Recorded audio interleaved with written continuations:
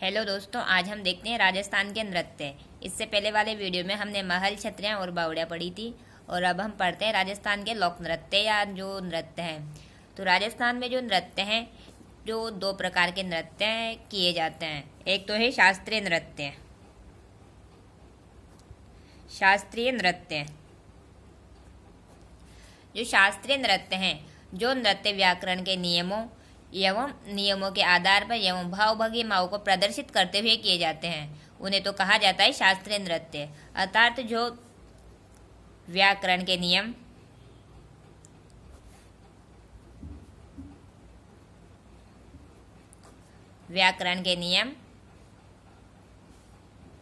नियमों के आधार पर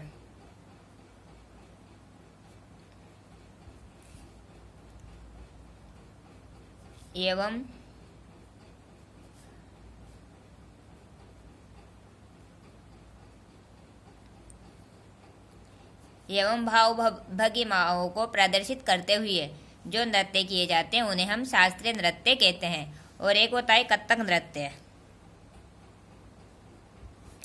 कथक नृत्य दोस्तों, जो कथक नृत्य है, इसका जो आदिम घराना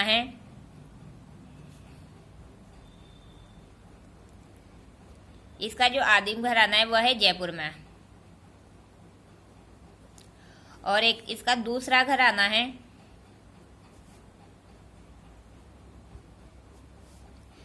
वह है लखनऊ में। अब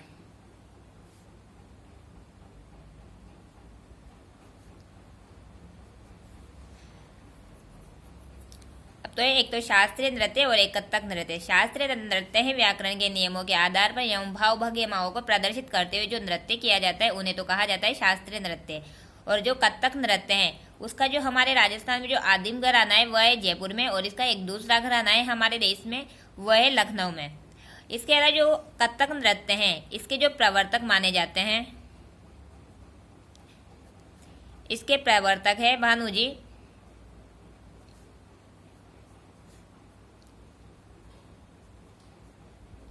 महाराज।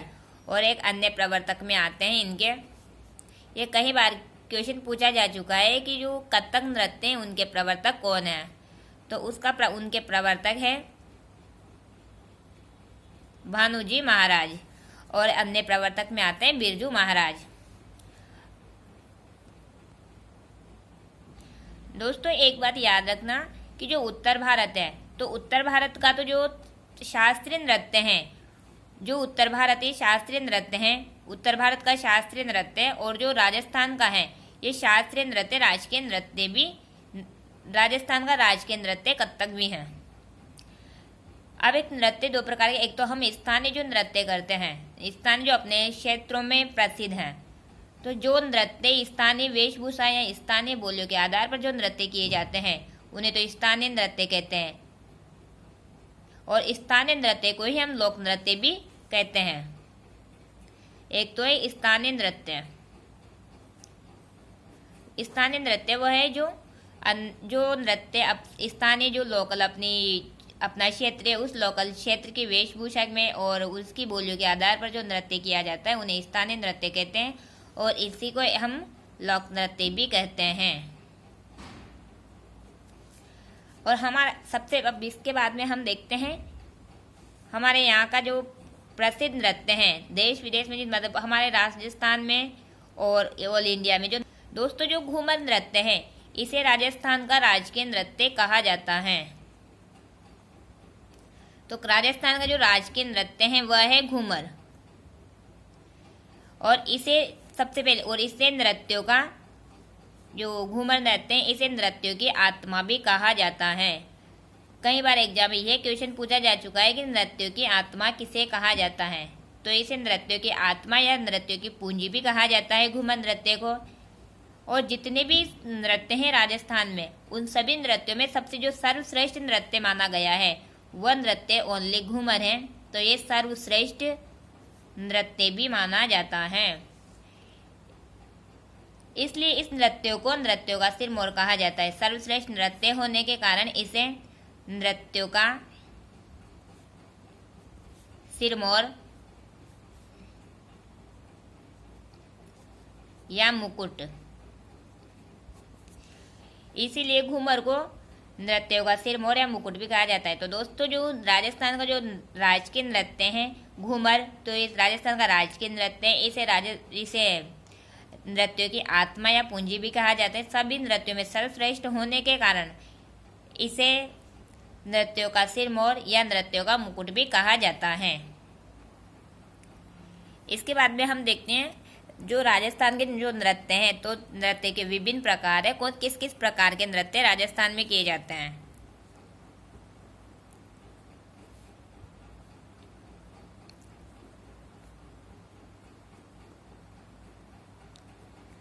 तो एक तो होता है राजस्थान में क्षेत्रीय नृत्य। क्षेत्रीय नृत्य एक होता है जनजातीय नृत्य।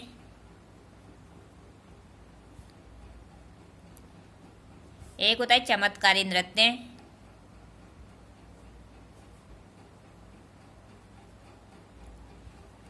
और एक होता है व्यावसायिक नृत्य।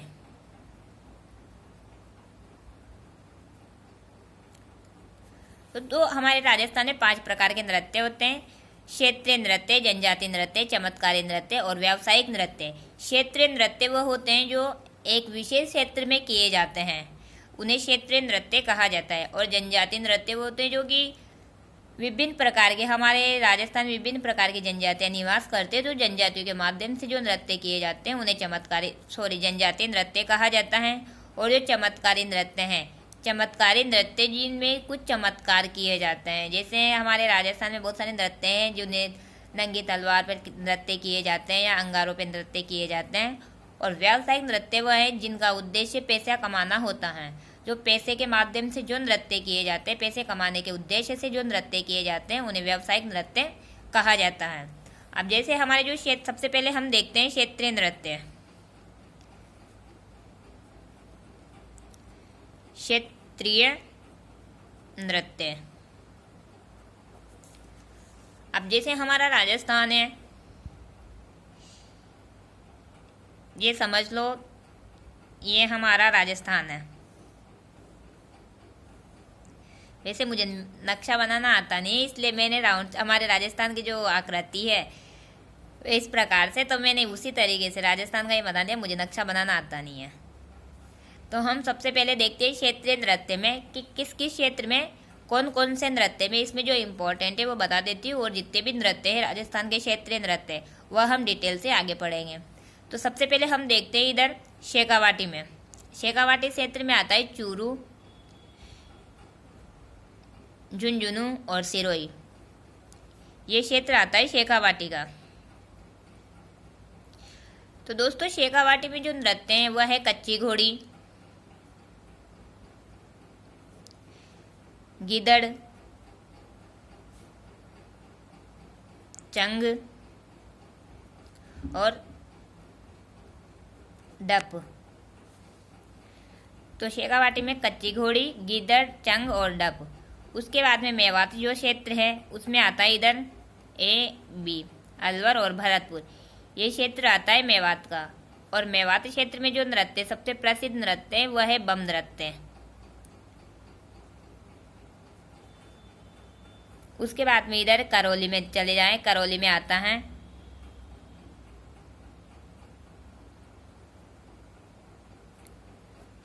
लांगुरिया नृत्य। लांगुरिया नृत्य। और इधर बीच में जो अजमेर है, अजमेर में किशनगढ़। यहाँ का प्रसिद्ध जो नृत्य है वह है चरी नृत्य। और हमारे जो हाड़ौती में है, हाड़ौती में सबसे जो बिंदोली सबसे प्रसिद्ध मानी जाती है झालावाड़ की। झालावाड़ की में नृत्य किया जाता है बिंदोली। और एक हाड़ौती में नृत्य किया जाता है चक्री नृत्य। उसके अलावा इधर है मेवाड़ में। तो दोस्तों मेवाड़ में नृत्य किए जाते हैं भवाई, गेर और गौरी। और इधर नाथ द्वारा में है, नाथ द्वारा में राजसमंद जो नाथ द्वारा है वहां पर नृत्य किया जाता है, डांग नृत्य। एक है जालोर। जालोर का जो प्रसिद्ध नृत्य है वह है डोल नृत्य। एक बीकानेर, यहाँ पे बीकानेर, बीकानेर का जो नृत्य है वह है अग्नि नृत्य, अग्नि नृत्य।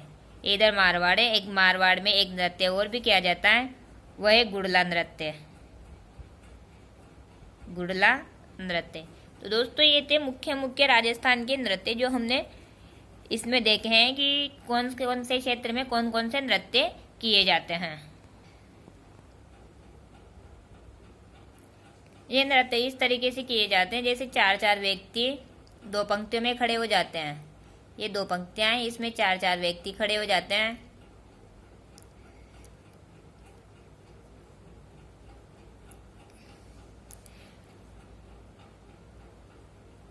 ये चार चार व्यक्ति ऐसे खड़े हो जाते हैं दो पंक्तियों में। और इसमें जो पंखुड़ियाँ, ऐसा लगता है कि जैसे मतलब पंखुड़ियाँ जब पैटर्न के ऐसे पैटर्न बना के नृत्य करते हैं तो ऐसा आभास होता है कि जैसे किसी गुलाब की पंखुड़ियाँ खिल रही, मतलब बंद हो रही हो और खिल रही हो, उस प्रकार का पंखुड़ियाँ खुल रही हो और बंद हो रही हो, इस प्रकार का आभास से इनमें होता है। इधर से ये नीचे आते हैं और ये इधर से यूँ ऊपर जाते हैं, जैसे पंखुड़ियाँ खुल रही हो और बंद हो रही हो, इस प्रकार का इसमें आभास होता है। उसके बाद में ये पैटर्न इसमें बहुत इंपॉर्टेंट है, पैटर्न बनाने की कला पर आधारित यह नृत्य माना जाता है। और इस नृत्य की जो करते हैं इसे करते समय वीर रस प्रधान गीत गाए जाते हैं। जो ये नृत्य किया जाता है इनकी क्षेत्रीय भाषा में इनके जो गीत हैं शेखावाटी के, वह गीत गाए जाते हैं। और यह नृत्य मैंने बताया आपको चार चार व्यक्तियों के इस पे आधारित है, दो पंक्तियों में चार चार व्यक्ति खड़े होते हैं और फिर किया जाता है यह नृत्य, जिनकी कमर में, इन सब की कमर में लकड़ियाँ बंधी होती है। जो लकड़ी की घोड़ी होती है वह इनकी कमर में बंधी हुई होती है, जिनकी माध्यम से यह नृत्य किया जाता है। और अधिकांशतः यह नृत्य कब किया जाता है दोस्तों? ये अधिकांशतः नृत्य किया जाता है विवाह के समय पर। तो हमने देखा शेखावाटी का नृत्य। शेखावाटी का नृत्य जो शेखा कच्ची घोड़ी का शाब्दिक अर्थ माना जाता है, लकड़ी की घोड़ी से। यह नृत्य पुरुष प्रधान नृत्य है। यह नृत्य नकली लड़ाई पर आधारित माना जाता है और यह नृत्य पैटर्न बनाने की कला पर आधारित है। अधिकांशतः यह नृत्य विवाह के समय किया जाता है और यह नृत्य करते समय मतलब दो पंक्तियों में चार चार व्यक्ति होते हैं और जिनकी कमर में लकड़ी की घोड़ी बंधी होती है। और इन नृत्य को करते समय वीररस प्रधान गीत गाए जाते हैं। इसके बाद में हम नेक्स्ट नृत्य पढ़ते हैं गीदड़। गीदड़ नृत्य। तो दोस्तों गीदड़ जो नृत्य है ये इसका समय है, अधिकांशतः जो गीदड़ नृत्य किया जाता है वह होली के अवसर पर किया जाता है, होली के अवसर पर। और यह नृत्य भी पुरुष प्रधान नृत्य माना जाता है, पुरुष प्रधान। यह नृत्य होली के अवसर पर किया जाता है। होली आती है, सभी को पता है, फाल्गुन माह में, तो होली के अवसर पर ही यह नृत्य किया जाता है और यह नृत्य पुरुष प्रधान माना जाता है। इसमें विशेष है कि इस नृत्य में जो कुछ स्त्रियां हैं वो पुरुष का वेश धारण कर लेती है। इस नृत्य में पुरुष जो है वह स्त्रियों का वेश धारण करते हैं, स्त्रियों का वेश धारण कर लेते हैं। और जो पुरुष स्त्रियों का वेश धारण करते हैं उन्हें गणगौर कहा जाता है, गणगौर कहा जाता है। अतः जो पुरुष स्त्रियों का वेश धारण करते हैं उन्हें गणगौर कहा जाता है। और इसमें ऐसा होता है कि गांव का जो चौक होता है उसमें एक जो नगाड़ा वाद्य यंत्र है, जो नगाड़ा वाद्य यंत्र है, बीच में नगाड़ा ये वाद्य यंत्र रख दिया जाता है और इसके चारों तरफ वृत्ताकार में गांव के जो इन नगाड़ा रखे इसके चारों तरफ गोल वृत्त में हाथ में हांडिया ले लेते हैं। ये सब लोग हाथ में हांडिया लेके और फिर हांडियों को लेकर ये नृत्य किया जाता है। और दोस्तों ये याद रखें जो नगाड़ा वाद्य यंत्र है, नगाड़ा, यह अवनद प्रकार का वाद्य यंत्र माना जाता है। यह अवनद प्रकार का वाद्य यंत्र है। हम जब वाद्य यंत्र पढ़ेंगे तब उसमें पढ़ेंगे कि कौन से वाद्य यंत्र कौन कौन से हैं। तो ये कि जो नगाड़ा वाद्य यंत्र के साथ में जो वृत्ताकार इस नगाड़ा वाद्य यंत्र को बीच में रख के इसके चारों तरफ व्यक्ति खड़े हो जाते हैं, उन सबके हाथ में हांडिया होती है, उसके माध्यम से ये नृत्य किया जाता है। और ये नृत्य कम से कम 15-20 व्यक्ति होते हैं। इस नृत्य को करते समय 15-20 व्यक्ति एक साथ इस नृत्य को करते हैं। ये महिला पर्यवेक्षक शायद 2011 में या 15 में क्वेश्चन पूछा गया था कि गीदड़ नृत्य का संबंध किस क्षेत्र से माना जाता है। तो गीदड़ नृत्य का संबंध हुआ है, हमने पढ़ा है कि शेखावाटी क्षेत्र से इसका संबंध माना जाता है। नेक्स्ट है दोस्तों चंग नृत्य। चंग नृत्य दोस्तों, जो चंग नृत्य है ये अधिकांश होली के अवसर पर किया जाता है। होली के अवसर पर इस नृत्य को करते समय प्रत्येक पुरुष के हाथ में चंग वाद्य यंत्र होता है और यह पुरुष प्रधान नृत्य माना जाता है। तो चंग तो एक प्रकार का वाद्य यंत्र भी सबको पता है। तो इस जो पुरुष प्रधान नृत्य ये पुरुषों के माध्यम से किया जाता है होली के अवसर पर। और जो नृत्य करते हैं सबके हाथ में क्या होता है, चंग, व सबके हाथ में चंग वाद्य यंत्र जो होता है उसके माध्यम से यह नृत्य किया जाता है। नेक्स्ट नृत्य है यहाँ का डप नृत्य। डप नृत्य, और दोस्तों जो ये नृत्य है ये माघ माह में बसंत पंचमी के दिन मंजीरे बजाते हुए किया जाता है। माघ माह में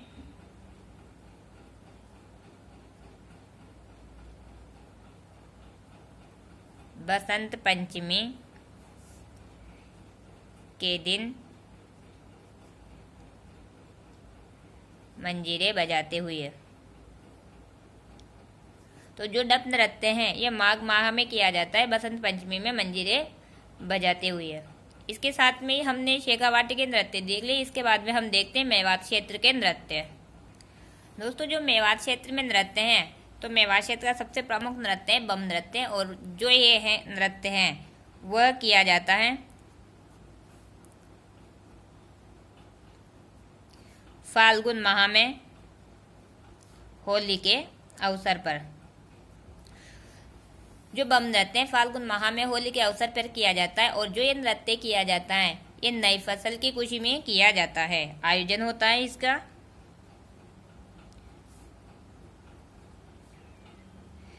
नई फसल की खुशी के बाद जब नई फसल कट के घर में आती है तो तब ये नृत्य किया जाता है। यह नृत्य सबसे बड़ा अब हमें ये याद होना चाहिए कि सबसे बड़ा वाद्य यंत्र कौन सा है। तो ये नृत्य सबसे बड़ा जो वाद्य यंत्र है बम, उसके साथ में किया जाता है। वाद्य यंत्र वह है बम, तो बम वाद्य यंत्र के साथ में किया जाता है। तो ये याद रखना कि सबसे बड़ा कौन सा वाद्य यंत्र है, तो ये भी हमें याद होना चाहिए। सबसे बड़ा वाद्य यंत्र है बम, तो सबसे बड़े वाद्य यंत्र के साथ में यह नृत्य किया जाता है। इसे करते समय रसिया गीत गाए जाते हैं। अब कई बार एक बार एग्जाम में ये क्वेश्चन पूछा जा चुका है कि रसिया गीत गाते समय कौन सा नृत्य किया जाता है। तो रसिया गीत गाते समय कौन सा नृत्य किया जाता है, वह है बम नृत्य। गीत गाया जाता है रसिया गीत। और रसिया गीत गाने वाले को क्या कहा जाता है, रसिया गीत गाने वाले को कहा जाता है बम रसिया। तो दोस्तों ये था मेवात क्षेत्र का नृत्य। तो मेवात क्षेत्र का नृत्य जो है वह समय है फाल्गुन माह में किया जाता है। इसका आयोजन नई फसल की खुशी में किया जाता है। और जो है यह है बम वाद्य यंत्र के साथ में किया जाता है। सबसे बड़ा वाद्य यंत्र माना जाता है यह। और इसको गाते वक्त रसिया गीत गाए जाते हैं। और जो रसिया गीत गाते हैं उन रसिया गीत गाने वाले को बम रसिया कहा जाता है। इसके बाद में हम देखते हैं करौली क्षेत्र के नृत्य। तो करौली क्षेत्र में सबसे प्रमुख नृत्य है लांगुरिया नृत्य। लांगुरिया नृत्य ये जो नृत्य है कब किया जाता है, केला देवी के मंदिर में यह नृत्य किया जाता है।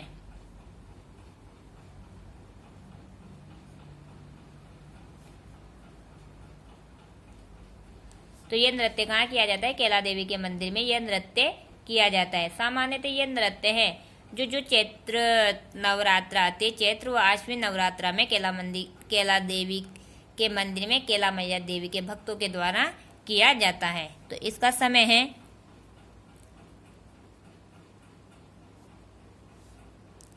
नवरात्रा। जो दोनों नवरात्रा है चैत्र पक्ष वाले और आश्विन पक्ष वाले दोनों नवरात्रा में यह लांगुरिया नृत्य किया जाता है। इसके बाद में हमारे राजस्थान में और भी सारे नृत्य किए जाते हैं, पर हम नेक्स्ट वीडियो में अगले नृत्य पढ़ेंगे। अगर आपको ये वीडियो पसंद आया हो तो इसे लाइक, शेयर और सब्सक्राइब ज़रूर कीजिए।